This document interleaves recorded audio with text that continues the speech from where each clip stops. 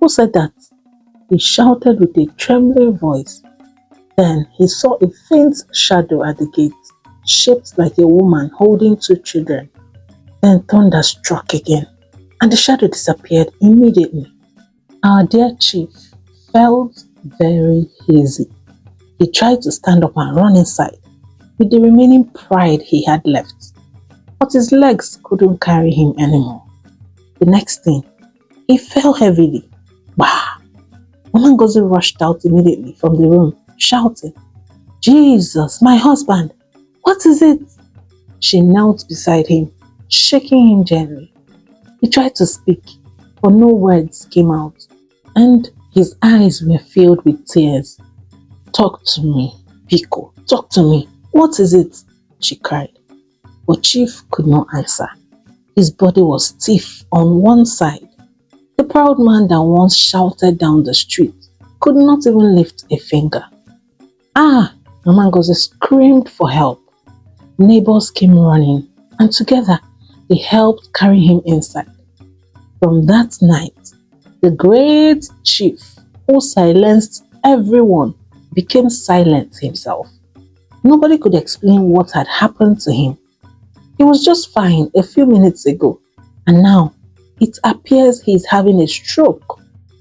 Meanwhile, the same rain that drowned his pride that night also carried Amara to a new city, Lagos.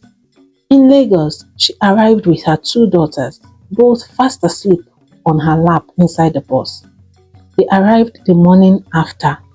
Then the driver woke her gently. "Madam, wake up. We don't reach mile 12. She looked out the window and Lagos was very awake.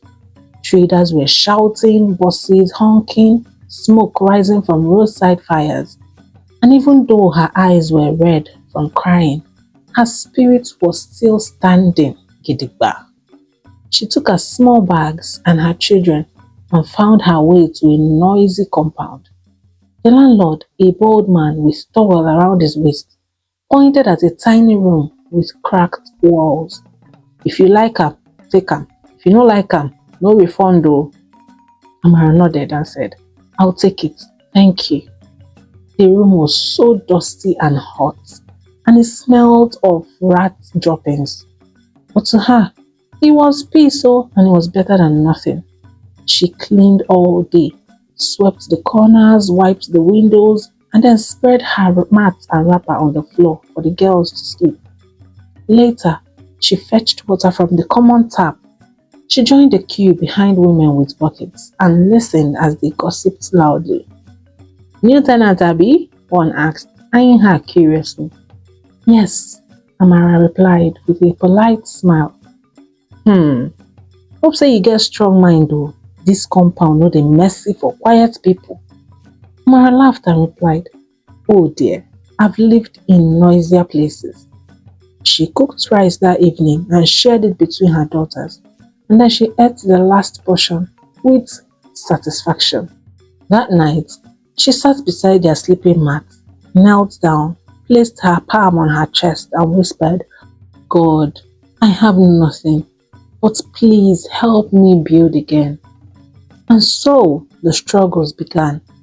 The sun in Lagos does not smile, it burns.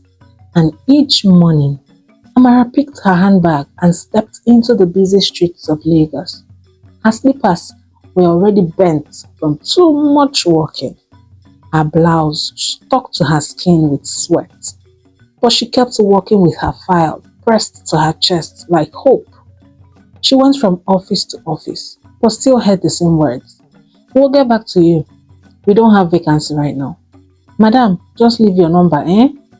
One afternoon, she stopped by a notice board outside the plaza and saw a poster that was pinned there in red ink. "Receptionist needed. Must have 10 years experience.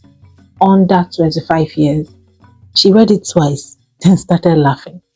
"God, even angels no qualify for this one. Oh." A woman selling oranges beside her laughed as well. "My sister, they just want to frustrate people." Amara smiled and kept walking. By evening, her feet ached. She sat under a tree near the bus stop, watching people rush. Everyone looked busy. Everyone looked like they had somewhere to go. So she whispered softly, Lord, just one door. Open only one door for me. So the next morning, she saw a small building with a faded signpost and stopped. Odogu Auto Parts and Sons. She walked in and greeted the man behind the counter. Good morning, sir. I came to ask if there is any job opening, sir. The man looked up from his newspaper. His face was rough, but kind. You sabi type? Yes, sir. I can handle a bit of computer. He scratched his chin. With a fine receptionist, we no go complain. The salary no too much, oh. Amara smiled and nodded like Agama. Sir, I no dey complain. Pim, you no go hear me talk. Just give me work, sir. And just like that, she got the job. The office was small, noisy, and smelled of grease. But Amara was so grateful. Her table was beside the door. She wrote receipts, answered calls, and smiled at customers. At the end of the month, she collected her first pay, 25,000 naira. It wasn't much, but she admired the money for a long time before putting it in her bag. She was grateful. That night, she made jollof rice with real meat and not crayfish alone. Her daughters ate happily, smiling all through.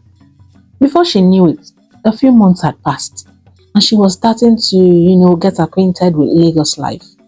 The mechanic boys in the workshop always teased her playfully. Fine, madam. Now only this your smile they make customers stay here. Amara would laugh softly and continue her work. Also, there was one woman in the office, a cleaner named Auntie Grace, a loud, happy woman who always sang while mopping the floor. She liked Amara from the very first week she began working there. So, one day during break, Auntie Grace dropped her mop and sat beside Amara. Madam Amara, with the eyes why they take look you so, You no be ordinary person. Me? Amara laughed. Auntie Grace abeg oh, I'm only a receptionist. Na lie. You get lawyer face. I dey see am. Lawyer face ke. Yes now, your eyes are strong. See, no let this hard life waste am o. Go and dust that dream wey you don pack inside bag. Just try. Mara smiled and said shyly, well, maybe. No be maybe matter o. Na only you go decide say this na wetin I want. Then you go gum teeth together, pochiri and do it. That night on her way home, Amara kept hearing those words. No let hard life waste am o. So, that day when she got back from work, she warmed leftover rice, bathed her girls, and watched them sleep. Then she brought out her small notebook and wrote at the top of the page, Plan for a new life. Number 1, save up 10,000 naira. Number 2, register for online law class. Number 3, don't give up. She smiled faintly, closed the book, and looked at her sleeping daughters and said, we are not there yet, but we will get there. I promise. Meanwhile, back in Nsukka, the once loud compound of Chief was quiet. He lay on his bed. Half of his body was stiff, and he was unable to talk properly. His eyes followed Mama Ngozi around like a child watching his mother. Every night, he dreamt of Amara walking away in the rain, with her wrapper soaked and her 2 children behind her. Every time he woke up, his throat burned with words he could no longer say. Sometimes he would point weakly at the window, as if he saw something no one else could see. Mama Ngozi would sit by his side, rubbing his hands gently and praying and kabashing. They had gone to several hospitals, but none of them could say for sure what was actually wrong with him. But they kept on prescribing drugs upon drugs that were not doing anything for him, and they kept draining his resources little by little. Again, back to the loud and restless Lagos morning. Amara had a lot on her shoulders for her measly 25,000 naira salary. Her situation was bad. Lots of bills on her head, amongst other things. So, as she walked to work that morning with a heavy heart, she felt a nudge in her heart to speak some words of motivation to both herself and to anyone who might need it. So she opened her phone camera, one blurry cheap phone like that, without even planning to record. The red light was blinking and waiting for the next action. She looked into it tiredly and said, I don't know who needs to hear this today, but hear me. If you are a woman trying to rise, don't give up. I know it's hard. Trust me, I know. I know your garri no dey get sugar, not to talk of groundnut or milk sometimes. But you will still laugh again. I promise you. Don't let anybody use your current pain to measure your worth, because it is just temporary. If you want to cry, cry oh, then move. Keep it moving. Now who give up, fuck up. After saying these things, she simply clicked on post and posted it online without any filters or any editing whatsoever. Just raw, truthful, heartfelt video. That night, when she came home from work and checked her social media again, the post had gone mad. There were hundreds of comments and dozens of messages. You spoke to my soul. Chai, auntie, God bless you. I almost cried listening to you. I felt so seen. For the first time since Amara came to Lagos, she felt satisfied. She felt alive. And her heart beat fast. She smiled and thought about this path that seemed so aligned to her. And that was how it began. From then on, she started talking into her phone every blessed morning before work. Sometimes by the roadside, sometimes in a bus, sometimes beside her stove while cooking. She made sure she dropped a nugget every single morning. Her name was Rise Woman. Her words were real, and she didn't try to look perfect. That was the powerful thing about her video. It was so real and raw, and that was exactly what connected her to thousands of women across the country. Very relatable. On one of the videos, she said, see nobody should make you feel useless because you started small. I dey trek now, but my destiny no be to dey trek. Another day she said, you see this my office, small, noisy and hot. I no dey use am play oh, because God says, whatever your hands find to do, do it well. So my people, I believe say na from this same place God go lift me from. Women loved her for it. They called her Auntie Rise in the comments. Some people shared their stories in the comments, encouraging and lifting each other. This page gave her purpose and reminded her that she was much more than her situation. Meanwhile, her kids kept coming back from school with warnings to pay up their school fees for the term. It was about 90k for the two girls. Amara didn't know what to do, but she kept promising them that somehow she will find money and pay as soon as possible. So, even though she didn't know how, she kept the hope alive. One evening, while she was returning from work, she ran into an old classmate from school. They hugged and began to gist. Amara, it's been so long ago. So you did Lagos like this? Yeah, so my sister, we are trying to survive now. Belle dear. You don't even know. I saw your ex-husband though. Big man. The guy don't blow. I saw him driving one fine car last week. He's definitely doing well for himself. Amara forced a small smile, feeling all kinds of emotions at once. But then she managed to say, wow, that's good. He deserves it. But as she walked away, Her chest was doing boom, boom, boom. And that night, she could not sleep. Oh, her girls were snoring softly, but she just sat there in the dark, staring at the wall.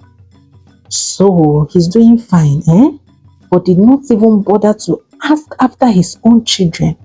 What kind of man did I even marry? She whispered bitterly. And I'm here, counting coins, and he's there driving cars. Her heart burned, but she didn't cry. Oh. Instead, an idea began to grow in her mind. 2 days later, she called Sunday and Emeka, 2 young men who lived in the next room. They were always broke and they were never serious. She also invited Uncle Ben, a retired police sergeant who still walked like he was on duty.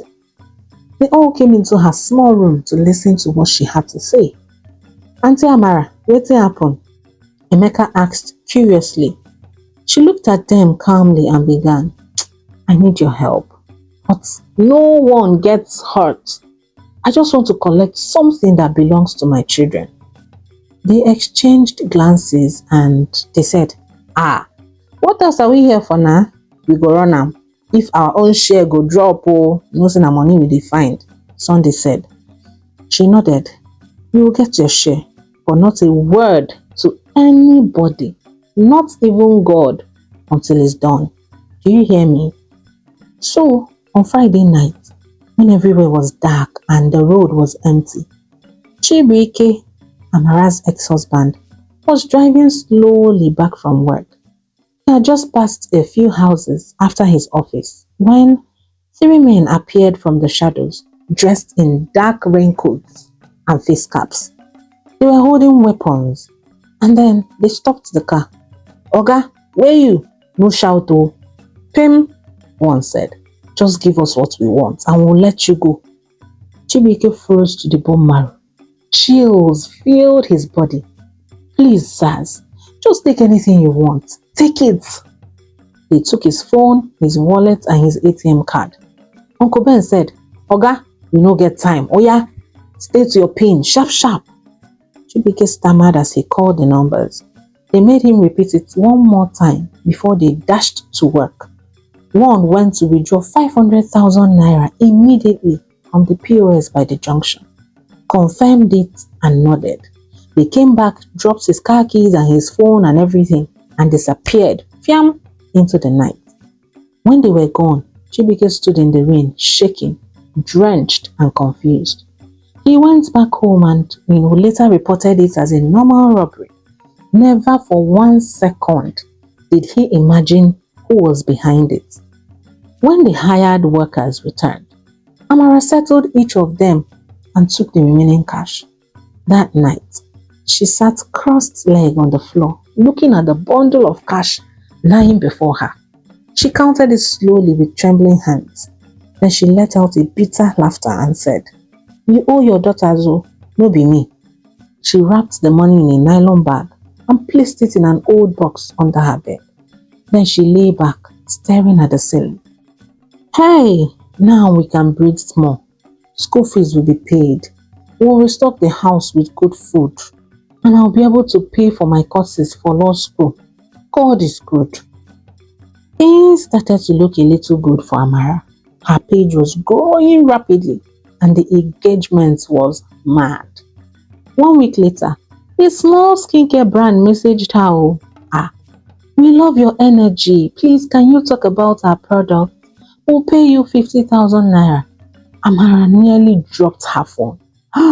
Me, she asked out loud. Hey, me, who am I?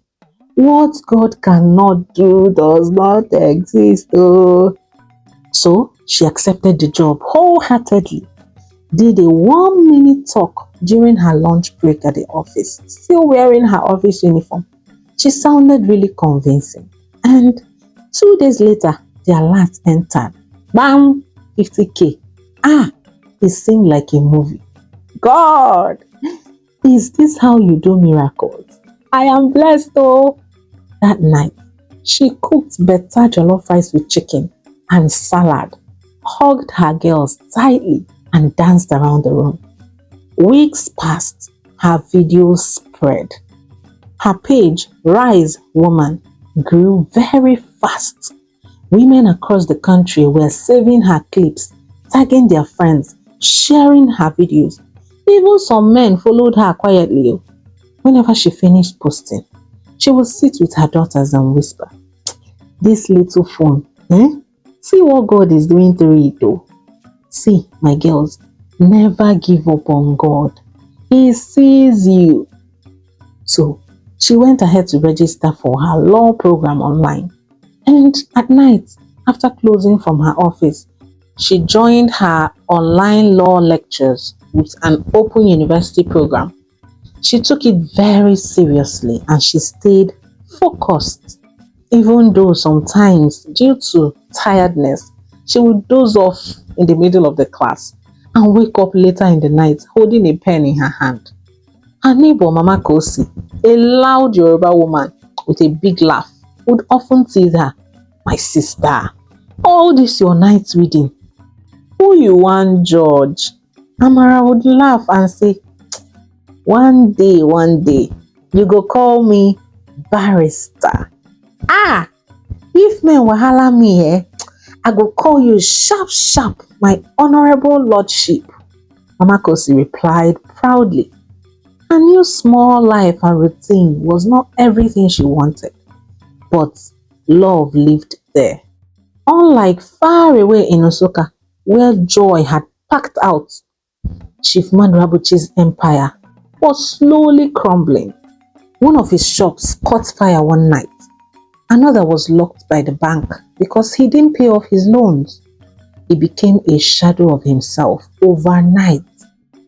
His sickness was associated with abomination, what he brought upon himself by being so heartless and wicked to his own daughter. They believed her daughter's God, was punishing him, and until he begged her for forgiveness, he would never know peace. So his old friends stopped visiting him. Even his kinsmen, Imoba and the rest, who once came to drink palm wine and eat with him, crossed the road when they saw him. As he was being punished, Amara was being blessed.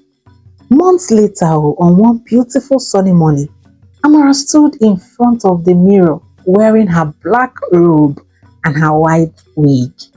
Her hands trembled as she adjusted the robe properly. She looked at herself in the mirror for a very long time and said, "We made it." Her daughters, Obianuju and Chisom, jumped and clapped around her. "Mommy is a lawyer, Mommy the champion." Amara laughed, hugging them tightly. She remembered the struggle and tears of joy dropped from her eyes. Soon after, she was now qualified to work with any law firm in the country. So she started applying for jobs. And let me tell you, her online presence alone made her a very worthy candidate. And in no time, she was accepted into one of the biggest law firms in Lagos, Nigeria. People began to whisper her name all around the country. That lawyer where they defend women, now she be that Amara, that Arise woman, now she. She started getting cases and she never lost any. She defended women like her life depended on it, and she always won. That week, a TV station invited her for an interview. They asked, "Barrister Amara, what drives you?" She smiled and answered, "When women stand, families rise. If we lift one woman at a time, we lift many generations." Soon, her bank account started breathing well. She rented a 3-bedroom apartment somewhere close to her office in Ajah, and it was like a miracle. Amara was living in her answered prayers after so many years of struggle and pain. One night, her phone rang and it was her mother, Mama Ngozi. They had been in communication since though, but anytime Mama Ngozi mentioned her father, Amara would change the topic immediately. But tonight, something was different in her voice. So Amara listened to her. Mama, good evening, how are you? Her mother's voice sounded weak and full of worry. My daughter, your father can't walk again, oh. His legs are stiff. His mouth is heavy. Every night he calls your name. He even shouts it in his sleep, oh. Amara was shocked. Ha! Papa calls me Ikwa. Why? She asked quietly. Yes, so, Mama Ngozi said, already crying. He says he sees you in his dreams. Please, come and see him before he... Mama, please! Amara cut her mother off immediately. Don't ask me. I don't want to have to say no to you. I will not go. I am sorry. Whatever he's suffering right now, he brought it upon himself. So he should bear his cross alone. Mama Ngozi did not even know what to say anymore. There was silence on the line, except for her sobs. And even though she tried to persuade her, Amara simply said no and cut the call. After she ended the call, she sat down there staring at the phone for a really long time, remembering all that had happened. She eventually cried herself to sleep that night. A full year passed before Amara finally said yes to her mother's cry. Just come home once, my daughter.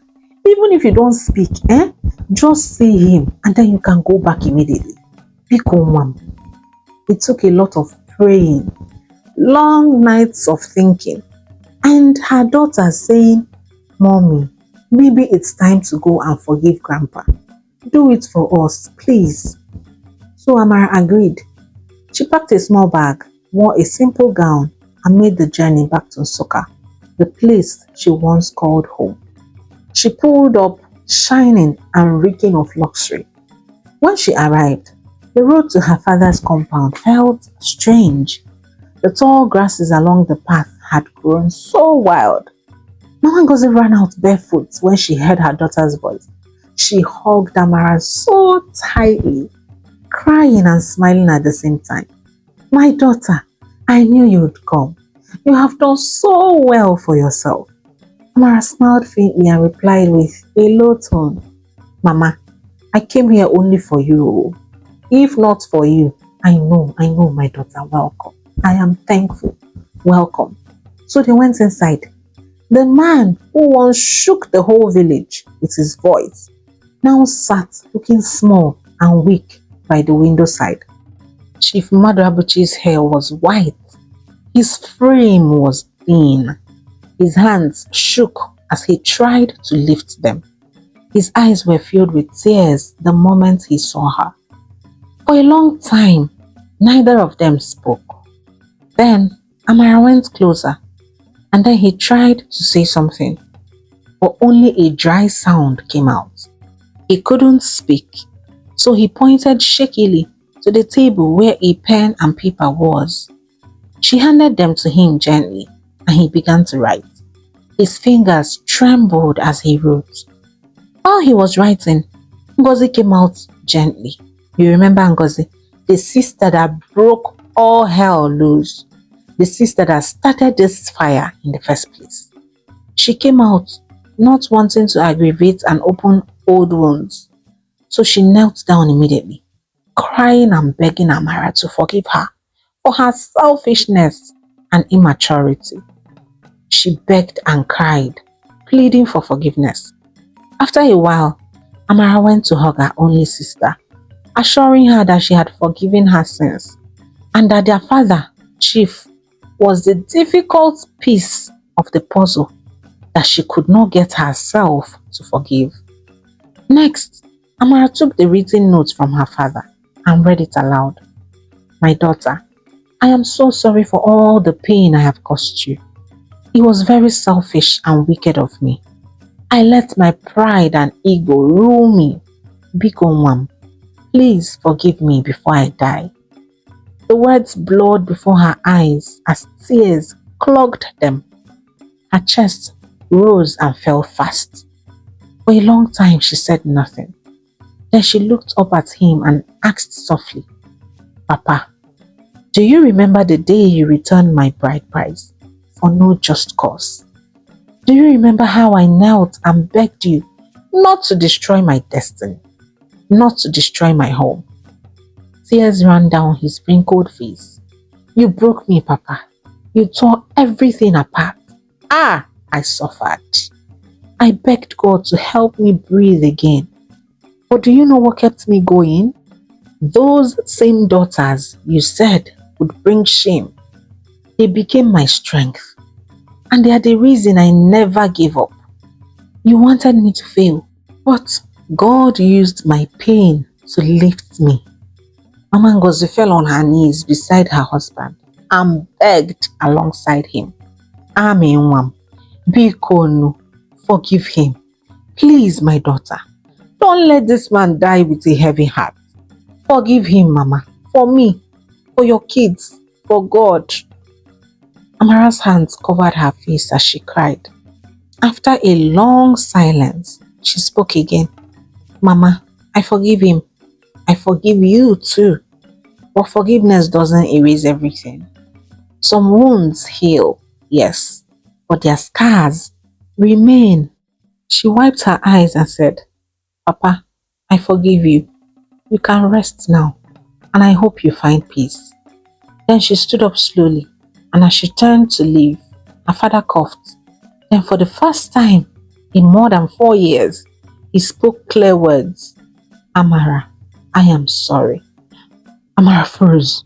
The sound of her name from his lips felt like a ghost calling. She turned halfway, saw his teary eyes and whispered, Goodbye, Papa. Then she walked out slowly. Weeks later, Mara sat on her balcony in Lagos, watching her daughters play. The sky was calm, the weather was cool. She had just finished reading one of her clients' cases from her laptop when her phone buzzed. It was a message from her mother, and it read, Your father passed away this morning. He slept with your name on his lips, and he never woke up. Mara closed her eyes and cried. Then she whispered a prayer. Rest in peace, Papa. The storm is over for you. However, somewhere in Enugu, Chibike was roaming around, lonely and alone. He never remarried. He tried many times, but no woman could match the peace Amara once brought into his life. All they were bringing were chaos. He lived quietly in Enugu, working hard and burying his entire life into his work. After he heard of Chief's demise, he tried calling Amara for the first time in 4 years since she left. She picked up and kept her tone very professional. Trusts lawyers. He tried to reconnect with her and the kids, but Amara did not even give him that chance at all. As a lawyer now, she told him that he would have to sign divorce papers so that they can both be free legally. Of course, he had no choice than to agree. Sometimes at night, he would sit in his living room looking at their old wedding photos. In it, Amara was smiling widely. Her eyes were so bright with love. He would touch the picture gently and say to himself, Chai, you deserved better, Amara. I was too weak to fight for us, and I regret it every day of my life. He had no option, like I said, than to sign the divorce papers, with the kids rightly willed to Amara 100%. She never granted him visits into their lives. Years later, when Amara was invited to speak at a women's conference, she told her story for the first time. The crowd was in awe of her strength as she ended with these words. Some people lose love and think life has ended, but I learned that when our hearts break, God sometimes picks the pieces and build something stronger, which is you. The crowd stood up and clapped. The end. Moral lesson. Now who give up for couple? Keep it moving, my people. Go back to school. Start that business. Look for a job. Whatever you have to do, to better yourself. Don't just sit and sulk. If you have to cry, do it, but keep it moving and watch God elevate you from there. And so, my Naya Padis, we have come to the end of today's story. I know the story was a roller coaster of emotions. Yes, I know. But it had to be told because it has real life lessons that you can learn from. And I'm promising you a comic school drama. It will be dropping soon, okay? So that you guys can laugh. Until then, don't leave without dropping a comment. Oh. Subscribe if you haven't, and if you have, make sure to like this video and share it to everyone you know. Remember, don't let anyone, no matter who, dim your shine. I am Naya, and I'll see you soon.